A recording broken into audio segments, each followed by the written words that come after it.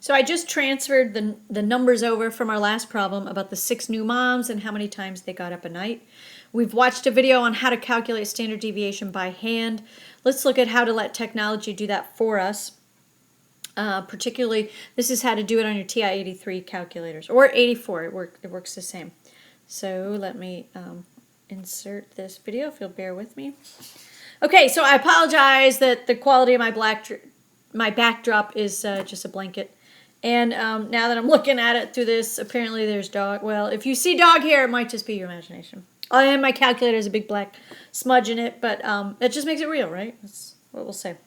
Okay, so to get your calculator to do standard deviation for you, first there is a key on your calculator that says stat. If you'll notice, that's where a lot of your statistical functions are, so hit that. You get a menu that's and edit. The word edit is highlighted. So if you'll go ahead and just hit enter, it'll pull up the editing menu. And you'll see columns that say L1, L2, L3. One thing I want to point out is when you pull up your columns, particularly if you borrowed a calculator from somebody, they might have numbers filled in. And in fact, after you've done a few problems, you will have numbers filled in. If you need to clear the numbers out, use your arrow buttons, arrow up until the cursor is on top of whatever list you want to clear. Hit this word clear, and then at the bottom you have to hit enter, and that will clear out all your numbers. Okay, let's begin. So one at a time, I'm going to put my 6 numbers in, and you just type in, like I'm going to put in the number 3 and hit enter, and it puts it in its place. 1, 4, 6, 2, and 8. Enter. Okay, I have all 6 of my numbers listed. So now what I'm going to do is I've got to go back to that stat menu. I don't have to press clear or anything like that. I just can hit stat. Only now I want it to calculate something. So I want to go over to the calc menu. Pulls up a new menu.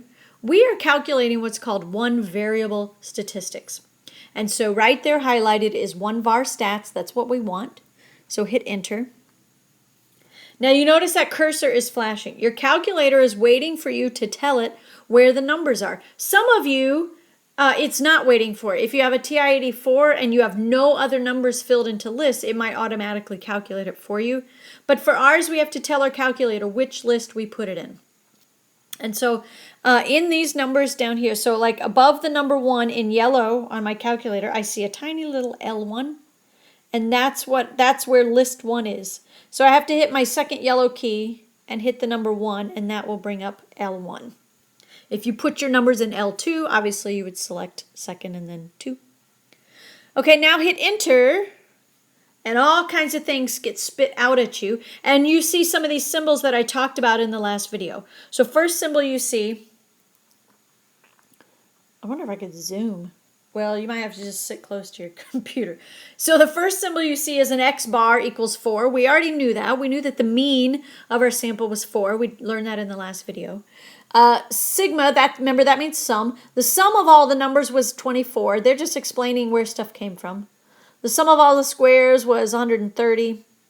And then you see that SX. That's sample standard deviation was 2.61 when they round to the nearest hundredth. That's what we got when we did it by hand.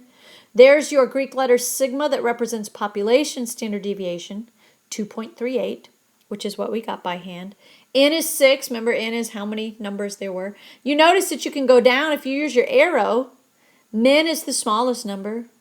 Q1 we'll learn about in a bit. And there's your median, by the way. The median of that list was 3.5.